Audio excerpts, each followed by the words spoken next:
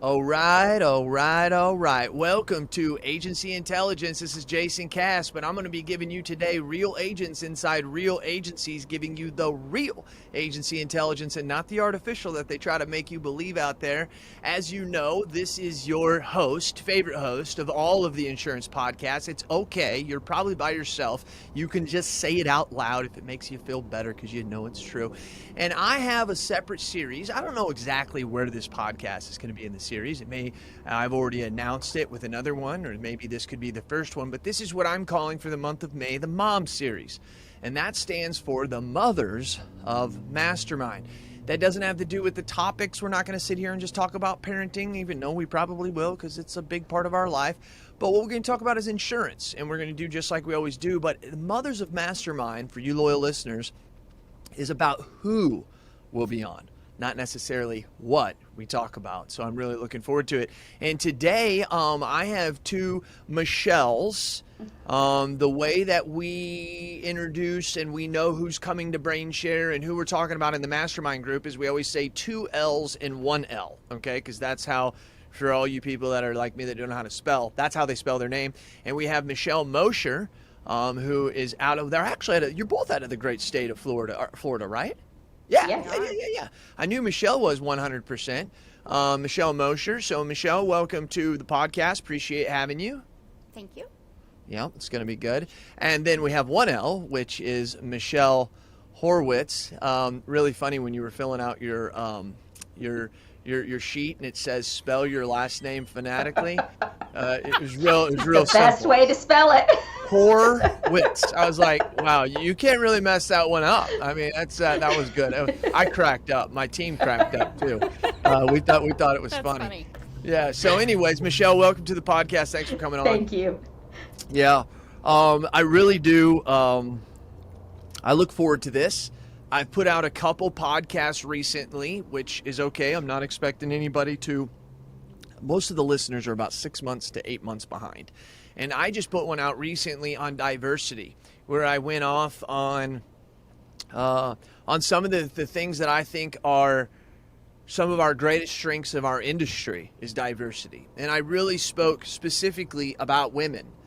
And so as we go through this series, loyal listeners, I'm going to ask some of the same questions because I want to get different feedbacks from different perspectives, from different people, different agents around the country. So that's what we're going to do. But before we do, the part that everybody's waiting for, they've gathered around, they're excited, they want to know, deep down, Double L, are you an iPhone or are you a Droid user? Android all the way. Oh my gosh, she's awesome. Horwitz? 1L and an Apple girl all the way. Okay. Yep. All right. Okay. All right. Well, I'll tell you what. That is awesome. That's a split. I really didn't know Mosher. I mean, usually like 90% of the time it's iPhone, so I just get used to it. But it is finally cool to have somebody who sees things the same way. Anyways, I'm just joking. 1L, great to have you as well. What's the last app you downloaded? Well, recently I'm messing with my Sonos system in the office that's not cooperating with me. So this morning I deleted and re-added it. So hopefully that settled it and got it back on track. And so what is that? That's something you use for your office? It's the it's the stereo speakers for the office, Sonos. Gotcha. Priorities. Yes. Got to jam while you're selling insurance. Got to add a little excitement to it.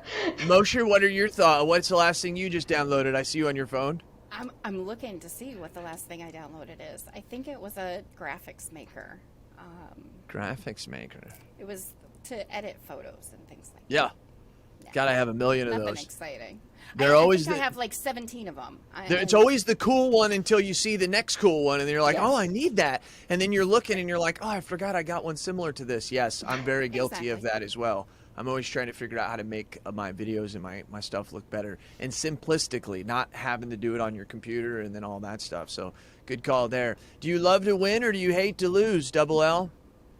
I love to win. You're 1L. Okay, you're 1L. Oh, but yeah. Okay, that's okay. That's okay. You love to win. What about you, Michelle Mosher? I hate to lose. You hate to lose? This is great. This is fantastic. And I got you guys on here because I know you guys kind of mesh really well when you guys come to all of our places. You guys are good friends. And it explains it, right? Opposites attract. Exactly. And you're probably more similar in other places. But anyways, here is okay, love to win. Any specific reason why you feel your way? Either one of you. I get more motivated when I win. Like, it jams me up to want to keep winning and winning and winning. I think that's why it's what motivates me. Okay. Same with you, Mosher? I think it's probably the same. I don't like to be last. I don't necessarily need to be first, but I don't want to be last. Yeah. So. Yeah. Believe it or not, I think I feel that way, what you just said there, Michelle. I mean, I think people probably take my ego, which is very fake, and I think they think that I don't necessarily need to be first. I don't. That's not big to me. I remember a very wise man, his name was Bob Kelsheimer, he was executive director of the chamber. He told me, Jason, if you really think about all good leaders, the person that's out front is usually not the one making the decisions. He used George Bush, had Karl Rove, as an advisor. You had Obama, who had Axelrod. You had Trump, who had some of his family members and who they were. You know what I mean? The people behind the scenes are really the ones pulling the guns. And that goes to even some of the people in our agency. The people who are doing the real work sometimes don't get the kudos for who's really doing the good work. And we're going to talk about that. But last, skill or luck, which would you say has brought you to where you are today? One more than the other. Single L.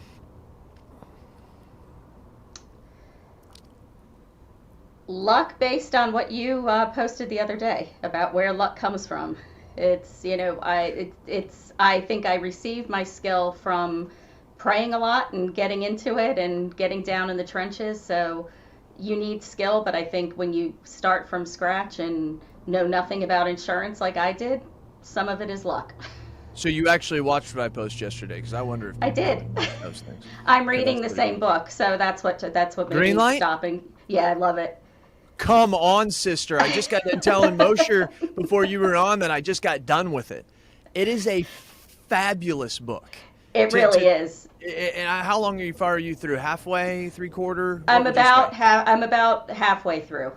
Okay. So yeah, I listen because I'm a better listener I like audiobooks better, and I listen to all my audiobooks on a faster speed. And listening to McConaughey on a faster speed, you really have to listen. Oh wow, I didn't really think of that. Yeah. Note to self: bumper sticker. That's what he always does. Yeah, that's a great book. Sorry, loyal listeners, but it is a fantastic book. And so, what did you say? So you said that it would be luck. Single L, double L. Did you say? I didn't say yet. What was it? Skill or luck? It's skill, and I missed what you said yesterday. That's okay. On Facebook, because I haven't been on Facebook in a couple days. But that's okay. Yeah. I think skill. I kind of feel like I've been doing insurance stuff forever, so I feel like it's skill. Okay. I'm not being silly. I'm just thinking. I'm processing those, because what I always love to do is I always love to process what you're telling me based on who I know of you. That's a thing that I always do because I know so many, especially Mastermind members, champions, I should say. One of the things that that Matthew McConaughey said regarding luck, Michelle, which is what I made a little video on in the Mastermind, is he says God's lucky. I happen to ironically just have it like written right here of all my notes. Is that not crazy? God's lucky.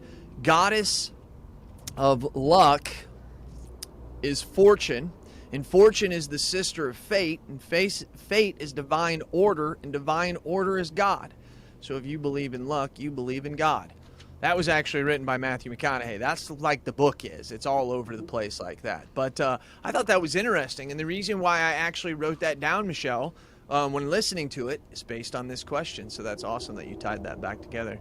So anyways, here's what I want to do. I got about 2 minutes for each one of you, because you guys could go on for a long time because you have special lives, and we're going to pull that out.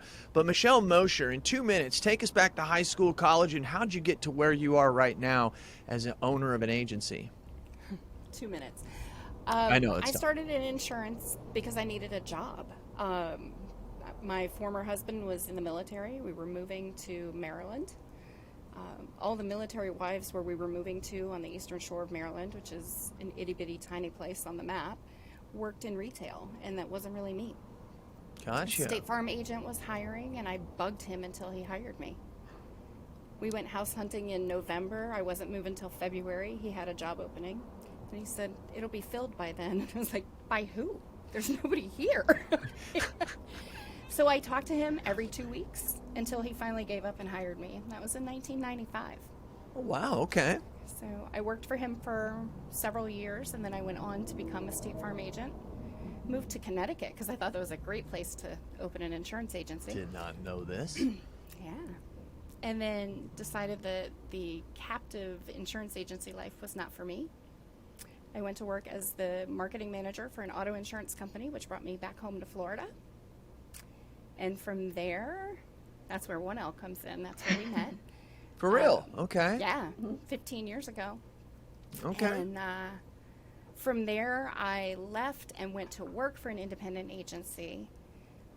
We had a buyout option that didn't work out, and when I called Michelle and another friend of ours, they were like, just do it. Just do it. Right. So here we are 7.5 years later. Good decision? Just doing it. Best decision I've ever made. Second best. I have some really good friends in this group. So. Good call. Good call. 1L, how about you? So my background is in law. I graduated college in business administration and was an administrator for a law firm in Miami until '94. And then I moved up to St. Pete. I moved from Florida because I'm a Florida girl, born and raised. Moved from Miami over to Tampa, St. Pete. Didn't know what I was going to do. Helped my sister manage her law practice. Helped my brother-in-law start his pain management practice. And finally, one of my sister's clients owned an agency, and she said, Michelle, you really just need to open an agency over in Clearwater. I said, okay. Knew nothing about insurance at all. Was 6 months pregnant. Said, yeah, sure, no problem. Let's do it. So got my 220 license, opened the agency October of '96, waited for the phone to ring in fear and excitement, and had my first son January of '97, and he became a permanent fixture in the agency. And then in 2000 bought another agency while I was pregnant with my second son. That's when my husband and I decided where there would be no more babies, because I do crazy things when I have babies. So bought the other agency in 2000 and have been doing this ever since, and seriously would never look back. I mean, There are good days, there are bad days. I laugh when I think I knew nothing about this at the beginning, and 25 years later, I'm pretty damn proud of myself. Do you think that your kids will come into the business? No, and that was always the plan, was a thought process. When my sister and I started it, we thought that our 4 sons would eventually come in, but they have all taken different life paths, and we're all very proud of them, and so now it's me. So one day you will be looking for someone to purchase your agency. You don't, I mean, just asking, I know you don't need to go down that road, but do you already have somebody that eyed out, or kind of a game plan, or is it something you're actively going to start doing? Well, the joke is Michelle will take over my agency eventually, because she's only 7.5 years into this. I'm 25 years into this, so. Deal. She misses the point that we're like the same age, though. So when she's done, I'm going to be ready to be done. And my kid's not doing it either, because she doesn't want to talk to people. So that is a big problem with kids today. That's not the career path for her. I offered her a summer job, and she doesn't want to come. She said, do I have to answer the phone? I'm like, yeah, you do. And she's like, yeah, I'm good, thanks. You know what? I think that is something, let's park here for a minute. I think that is something that we are just like kind of looking past. And I think that's a day of reckoning in 10 to 15 years, probably less than that. My 15-year-old son, he does not want to talk to people whatsoever. I mean, his friends, I've hired 22 and 24-year-olds, and they're vocally talk to the person. They want to get insurance, give me their name and I'm on the phone with them. But I don't want to initially talk to them. I don't want to make that in first engagement. And then I have some that are like, I don't want to talk to them at all. And I think that we have to start, maybe not some of us who may be retired in 15 to 20 years, but we need to start looking at the fact that these people are not going, it's not so much our people don't want to talk, the people that they need to talk to don't want to talk. And it's going to become more digital in just that sense alone. I mean, we see this with our kids. What do you think about that, Single L? I think that's very true. And I mean, I think we actually had this conversation at one of our mastermind meetings a couple years ago, that this was kind of the path that agencies were going down because of the way society was changing over. But I also, saying that, I think that insurance is still such a relationship business that there will be a point that the not talking doesn't work anymore. You know, like there's going to be a stage in this process that there has to be relationship building. And I don't know, you know, it's harder to do digitally, I think. Correct. Also, we're trying to make these assumptions based on the tools we have today. So it's very, very tough for us to visualize that. Mosher, what do you think? I think that's true. And we see that now with some of our clients. One of our goals when I opened this agency was to be pretty tech forward from a communication standpoint. And there are times when we've written entire policies by text message with a final phone call to please don't text me your credit card information. Like, and that's the only time we talk to someone. Truth. And it's like, okay, 73 text messages later, here we are. But could you please call me so we can just recap? And people are comfortable with it. On the flip side of that, though, that generation that's your son's age and my daughter's age and all the way up to Ian and Evan's age, they do their research online, but there are those that still really want to have a conversation about the research that they did. And that's where I feel like we have a different advantage. Is, you know, they're not calling Geico to get information about really if they need uninsured motorist coverage in Florida or whatever it is. Right. Like, there's not a relationship there. I was talking with my son, and we were watching this show, and I said, watch this Asian guy right here, watch what he's doing. And my son said, yeah, Dad, he's Asian, but he's Japanese. And I was like, oh. I'm like, I am terrible at that. I can't tell the difference. That's just me. I think a lot of Americans are like that. And not his age group. And I started to realize that for someone who doesn't like to talk to people, it's amazing how they can recognize faces in different ethnic groups so easily. And it made me realize that he talks to more people than I probably do. It's just he's listening to them on YouTube. He's getting feedback, you know, then he hits his little friends on his Snapchat or whatever, or inside the YouTube chat. But like, they're getting that. So that tells me that they're face to face. It's just they're changing that game by delaying it. So I have to say this. I have a person in my office that's very bad this way. And the reason why is they don't want to be wrong.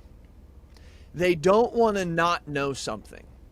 Something that's been very hard for agents all along is just to say to a client like, hey, I'm sorry, I don't know the answer to that question. Let me get back to you. I was trained that. These young kids today, that's a very complicated thing. They don't want to have to say that. They feel like they need to know all the information up front. And it's kind of like, no, that's not the way that it's really going to work, right? Anybody else feel that same way? Any add discussion?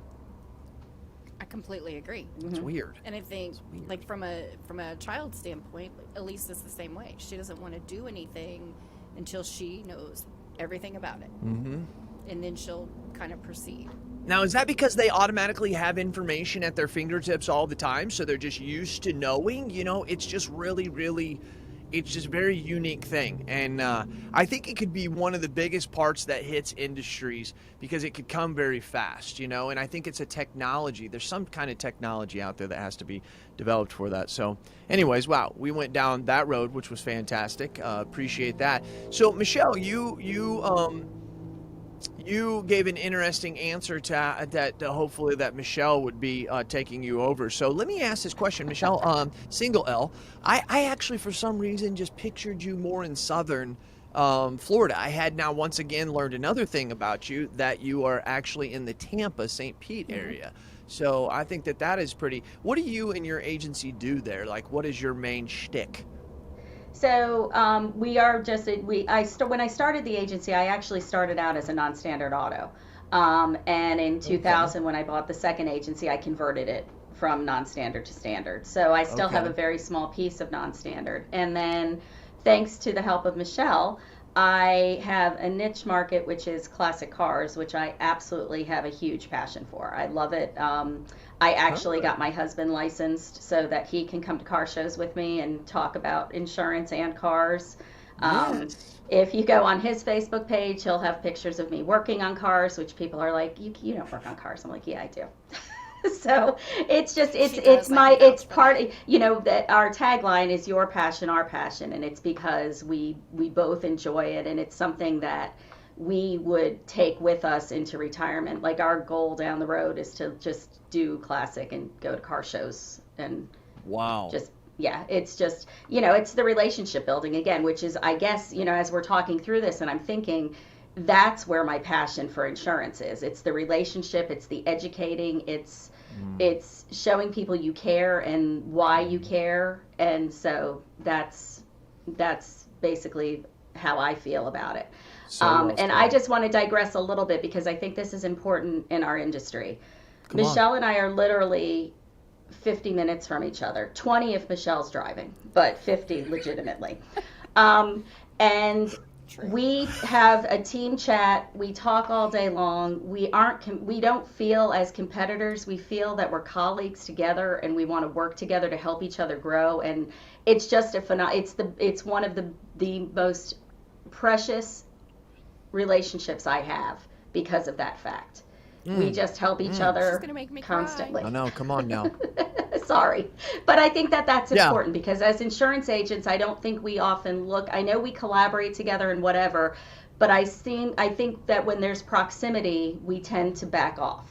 And for me, this has just been a phenomenal thing to help me build my business. I couldn't agree more.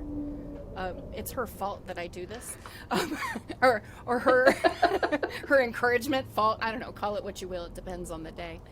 But there are days where, and she's right. It's 50 minutes, and downtown Tampa is a midway point for us. And there are days where we just take off and close everything out, and we have a collaboration session. I'm looking at my toolbar. It says 1L, 2L collab. And just talk about the processes that we use in our office, which are pretty similar. We use the same systems. We have the same opinions on, except for on this podcast.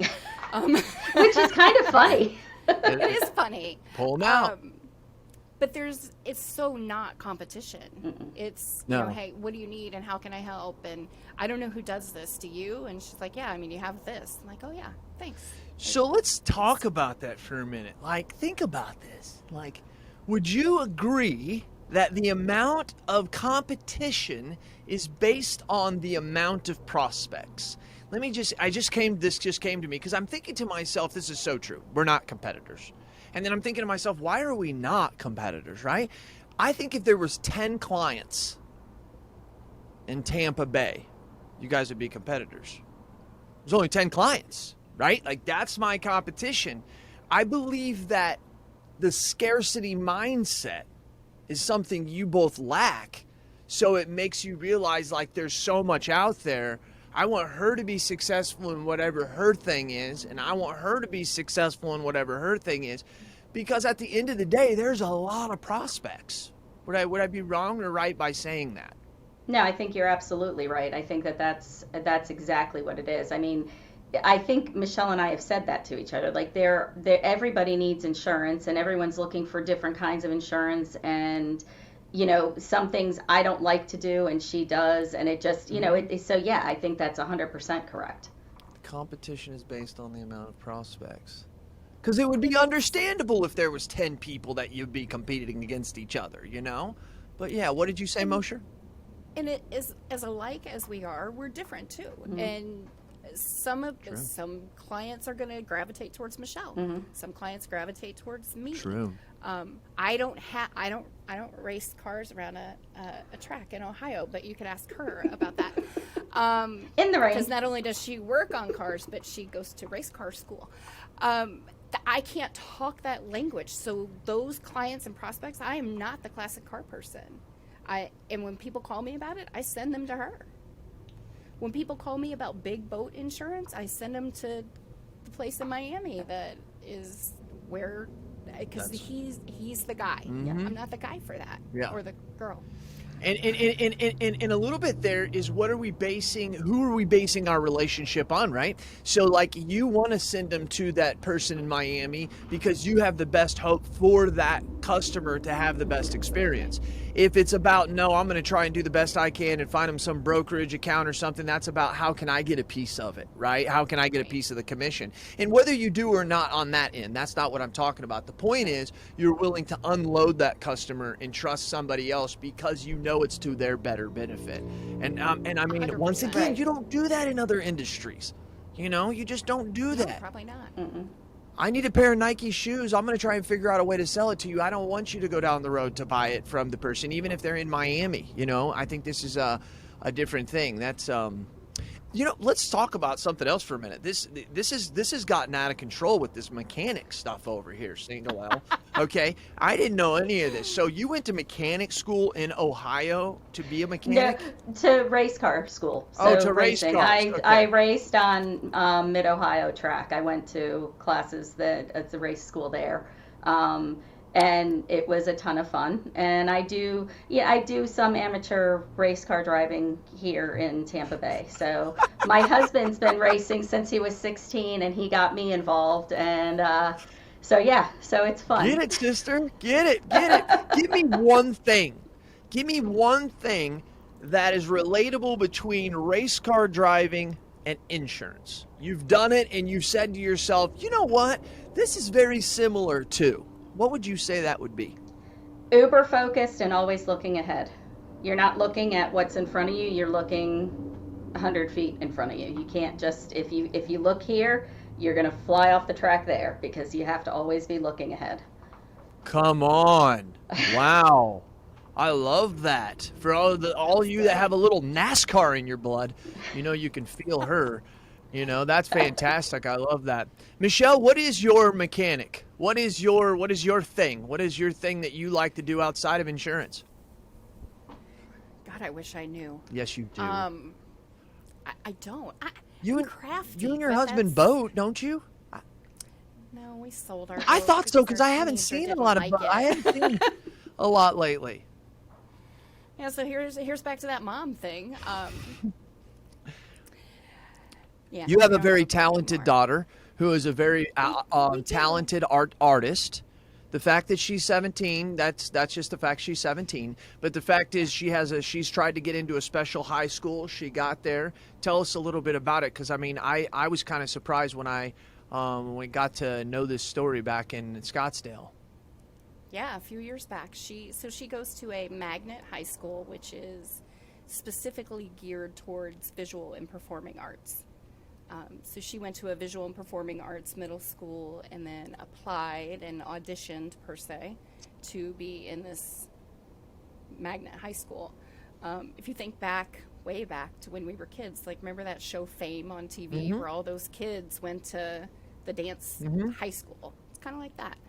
Her school's visual and performing arts. She's on the visual arts side because she wants to very much be behind the scenes. Okay. And she loves it. Talked about that earlier. Yeah. We did. She likes it.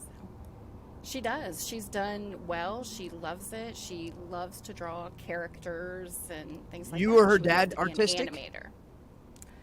No. Wow. I mean, her dad's an architect. He's got an architect degree. Yeah, He so works he's in engineering. got that up in the. He draws lines. Yeah. She draws characters Yeah. and things like that. And she would love to be an animator. That's her whole goal. As an agency owner, whether or not you're a woman, a mom, or whatever, what would you say is probably your biggest challenge today? And then the other thing, and I'm going to start with you, Michelle Mosher, on that, but the other thing is not only what is your biggest challenge, what is something that's come along that's made business easier for you? That's what I would like to know. We can take the first one. Both of you get time to think about it. Mosher, what would you say is probably the biggest challenge you have today? Today, my biggest challenge is staffing. Oh, wow. Okay. And it's very difficult to grow and to give the right customer experience when you're 1.5 people and you can't find people to come to work. It's been a struggle here. Michelle, are you mainly Michelle's personal shaking her lines? head. Are you mainly personal lines?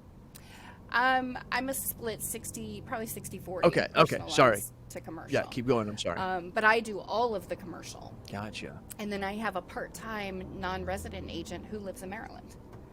And it's just the two of us right now. Gotcha. Interesting. And it has been that way since mid-pandemic. Okay. So that's probably the biggest challenge that I face today. Yeah, and it's Having ongoing. enough time to give the right experience and to find me time as well. I would love to know how you kind of overcame some of those. You're not right now. You're just doing the best you can. Are you constantly looking though? That's my point. You're constantly Yes. constantly looking? Constantly looking. I hired an HR professional, and we had over 125 applicants on Indeed, and 3 people called her back. They applied for jobs, and only 3 people called back. Wow. Wow. Single L, what did you say is your biggest frustration today? Ditto. It is staffing 100%. Does anybody want to work in Tampa? What the hell's the deal? Apparently not.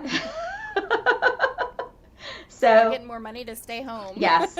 We've been, Michelle and I have conversations about this constantly. I lost an agent in January that I'm still trying to replace, and I needed a part-timer prior to losing her. So I'm currently doing the job of 2.5 people. It's awesome.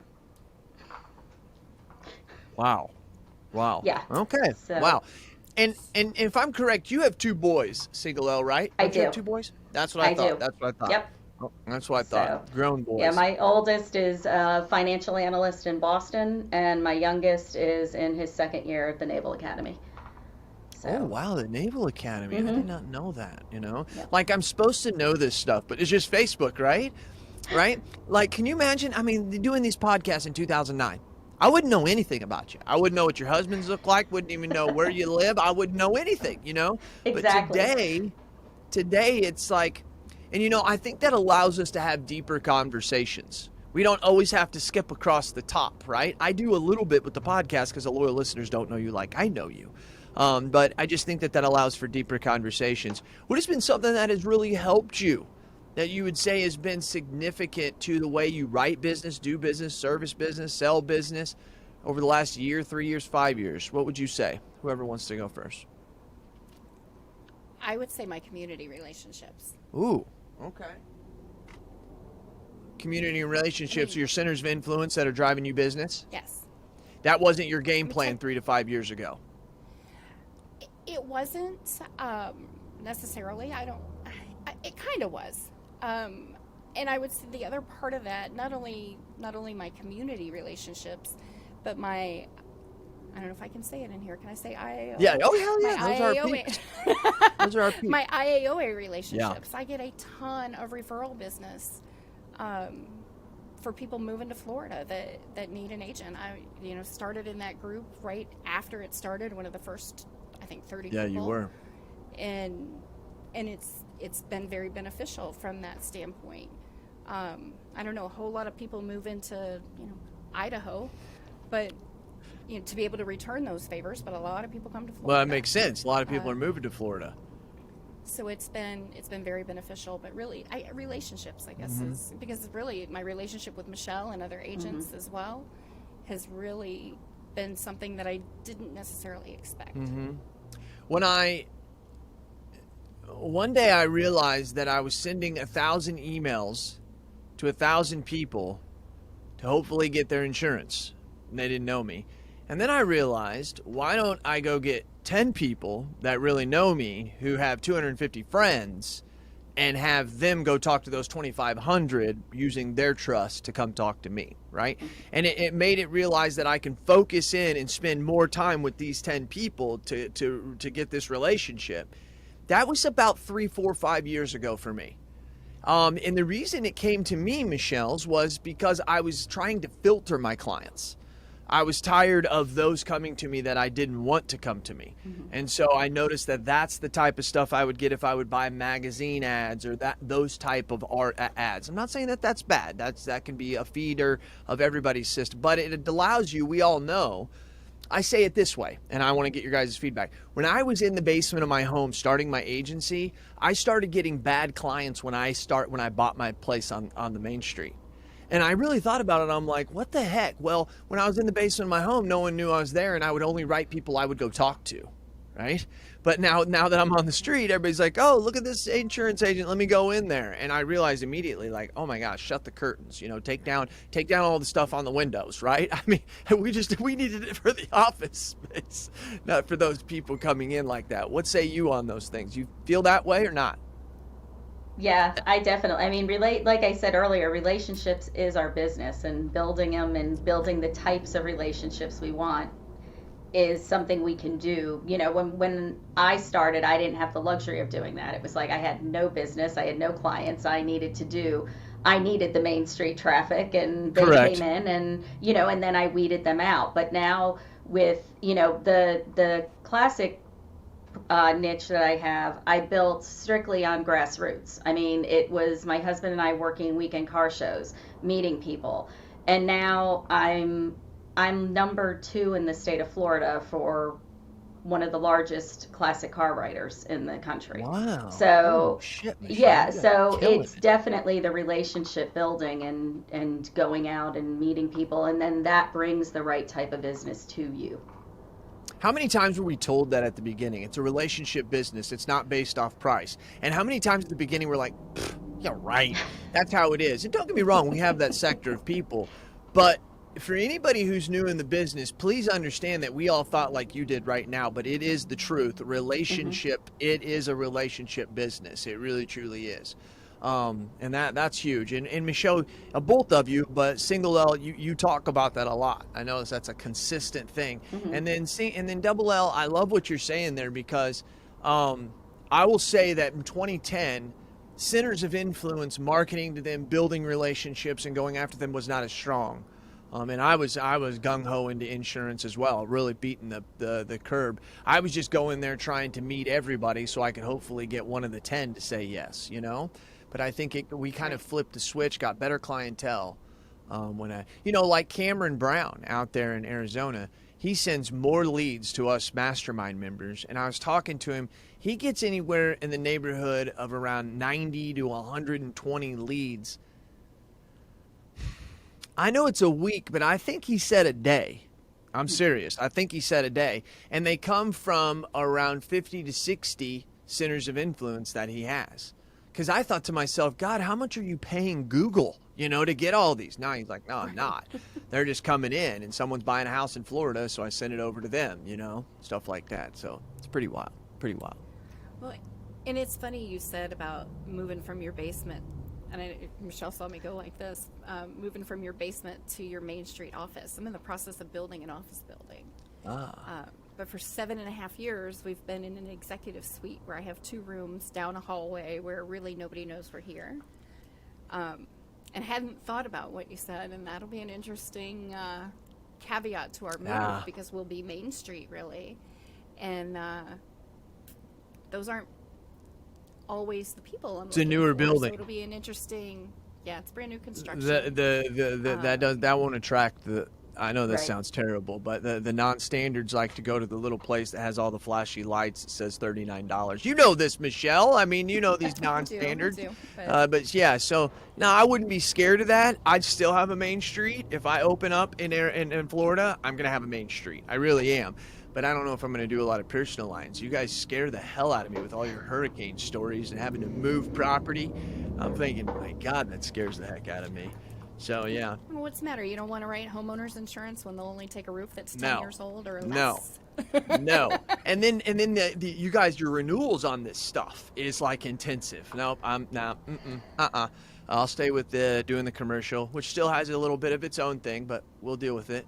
Okay, so wrapping this up, the moms, the mothers of Mastermind. Any last closing remarks that you want to say to anybody out there? But I always like when it comes from veterans like yourself, of things that you can tell those who are first listening to our podcast, who, are 25, 28 years old, trying to get into it, thinking that we're full of shit, that it's not a relationship game. All those different things that you were thinking. With your wisdom, with your being a veteran insurance agent, being a mom, being a human, being someone who cares, what would you say to those people, Miss Mosher, double L? I would probably give them advice that I don't practice myself. Some of the best. I know. But it's okay to take time for yourself. And not every client is a good client. But the ones that are good understand when you need to take time for yourself. Ooh. And it's okay. It's okay not to answer their Facebook message at 8 o'clock at night. And tomorrow, I promise you, tomorrow the phone will ring.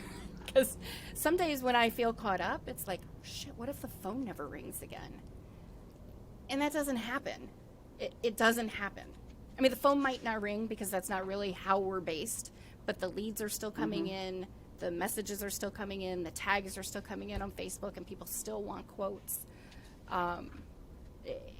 So caught up is like a breath, and then all hell breaks loose again. The phone will keep ringing. How many of us, I've never even mentioned that on this podcast, how many of us have thought of that?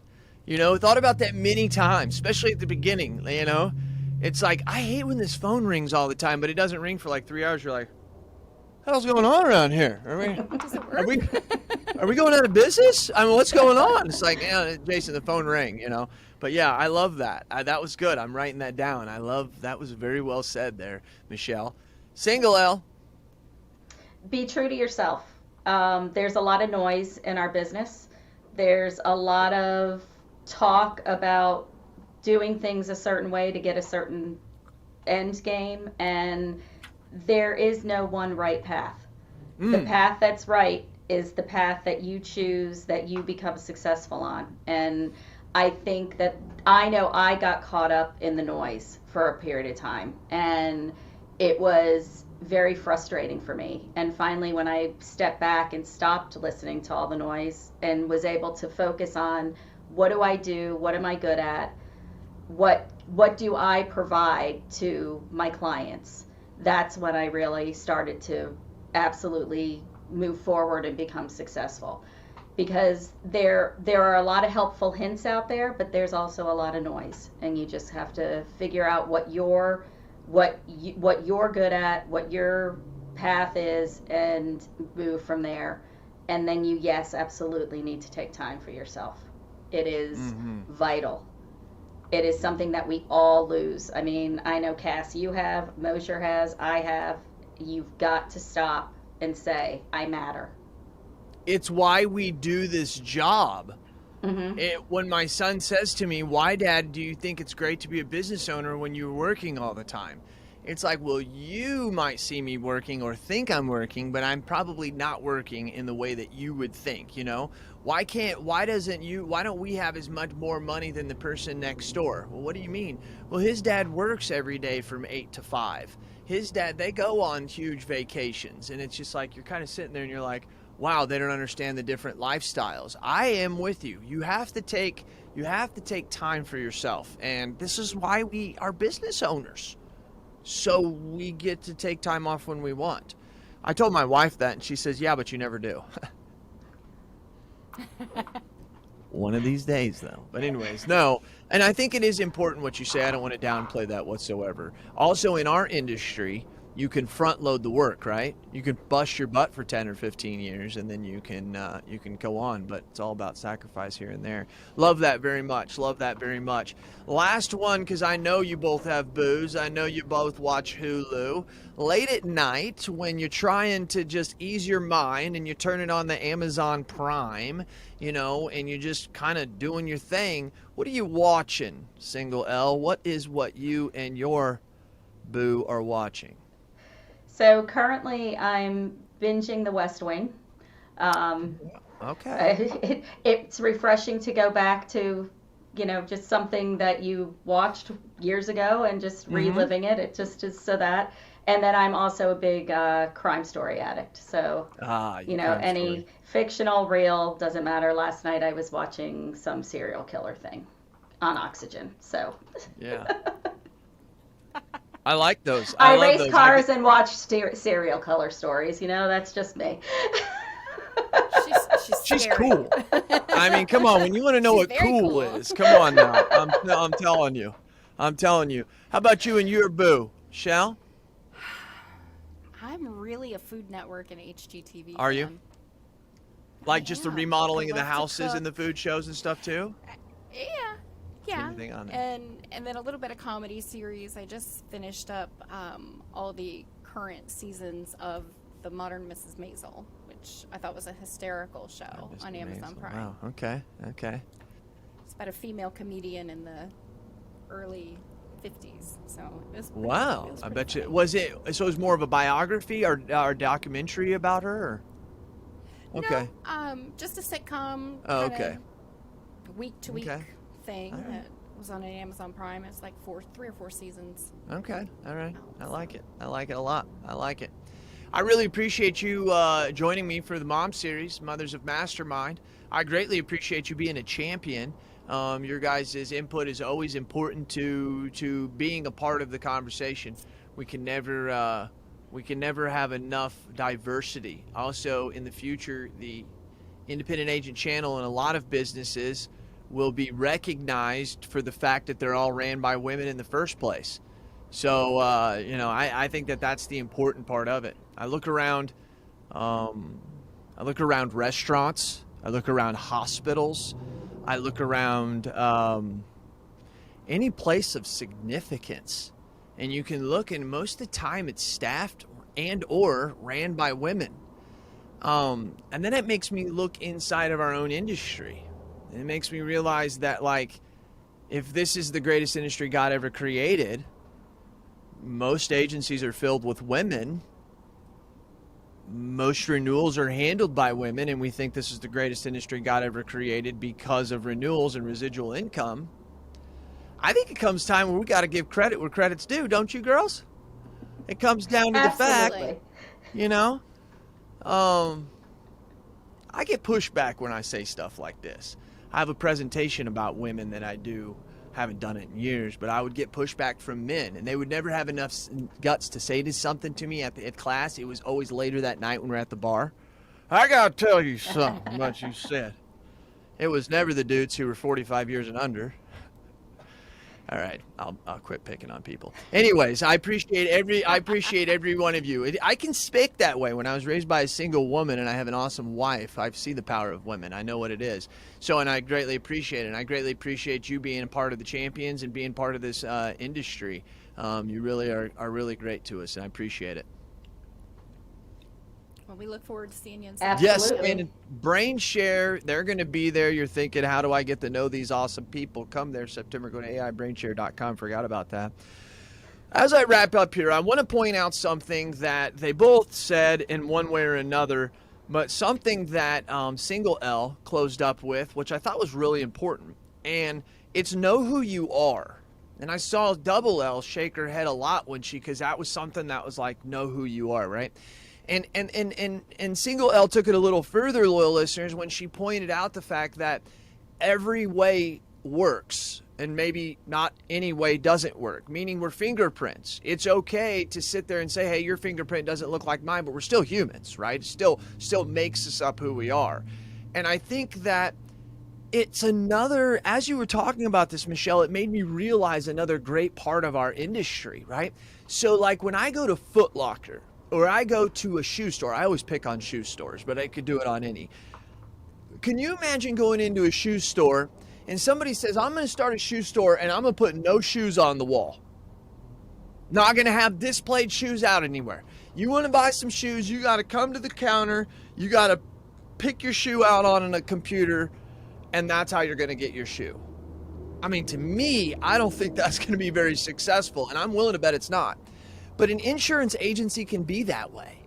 An insurance agency can totally be different than the next one down the road, and that actually increases the customer experience. It's also the reason why customers can't get over us and they realize they need us. We are different, that we really truly are. And Michelle brought that up, and I think loyal listeners, you need to really pay attention to that, especially some of you who are trying to transform your industry or your agency. If you're a Brett Merrill, who's inside of our Champions group, I mean, the guy took over a $3 million agency revenue from his dad. He's been in the business 3 years. He's trying to figure out how to do it. You know, that's why he's in the mastermind. And I think it's important what you said there, Michelle, is that there's not any one way. The $3 million agency that Cookie has may not be the same way that it's going to work for you. And he may have even tried things that didn't work that now work for you. So I really wanted to hit on that, Michelle, because that was really important, especially speaking to the younger ones out there. And believe it or not, you won't always be 27 and have the energy of a 27-year-old. So save your energy, like Miss Mosher said, and just chill out and give yourself some time. Lady, I greatly appreciate it. I was able to take your opinions and take your thoughts and tell the world what you had to say, because all you loyal listeners know that I have given you real agents inside a real agency, giving you the real agency intelligence and not the artificial that they try to make you believe out there. She's Mosher, I'm Cass, and that other one, that's Horwitz. We're out.